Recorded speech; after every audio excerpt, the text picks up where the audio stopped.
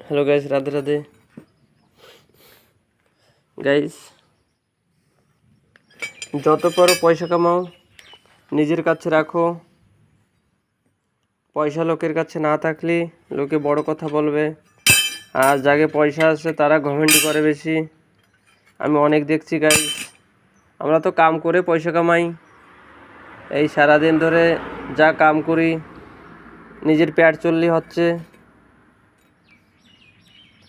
আর হচ্ছে যাকে একটু অর্ধেক পয়সা হয়ে গেছে তাকে ঘমন্ডি। কেননা আমার সাথেও এরকম হয়েছে গাইস। আমি বহুত লোকের কাম করে দিচ্ছি, এক একজনের ধরে 20,000 30,000 টাকা বাকি আছে আমার। কিন্তু আমি তাদের জন্যই বলি আমি এই কথাটা, যে কেউ কোনো দিন কারোর কাছে বাকি করো না। সেই বাকিটা খাতায় রয়ে যাবে, কিন্তু সে যদি মরে যায়, বাকি রেখে যদি মরে যায়, তাহলে ভগবান তার কাছে শুনবে যে তুই কি কারোর কাছে বাকি ছিলির। যদি বাকি থাকে তাহলে আবার ওরকম গরিব করে ওর জন্ম দেবে ভবে। মানে যেই মানুষটা ধরো বাকি করছে, সেই মানুষটার আবার যত বড় লোক ছিল, ও ধরো গাড়ি বাড়ি ছিল, ট্রাক্টর ছিল 2-3টে, ওরে বড় লোক করছে।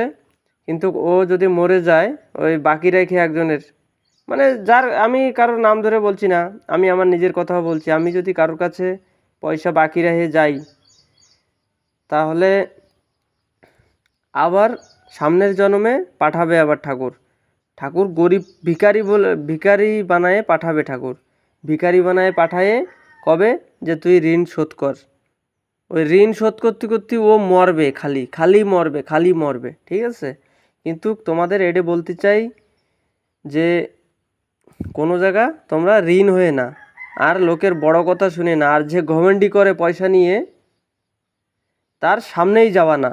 এক সাইড দিয়ে থু থু করে ফেলাই দিয়ে চলে যাওয়া, ওর মুখে থু ফেলাবা, কিন্তু ঘমেন্ডির দিক তাকাবা না। যে ঘমেন্ডি করবে তার মুখে থু ফেলাবা। আমার সাথেও এরকম ঘমেন্ডি করছে পয়সা নিয়ে, কিন্তু যে ঘমেন্ডি করে তার মুখে থু ফেলায় চলে যাওয়া। কিন্তু পয়সা কামাও গাইস, লাইফে চলতে গেলে পয়সা কামাও, দুনিয়ায় চলতে গেলে পয়সা কামাও। আর যত পারো লোকের কাছে বাকি হয়েও না, নগদ কারবার করো, ভালো থাকবা, মরে গেলেও শান্তি পাবা।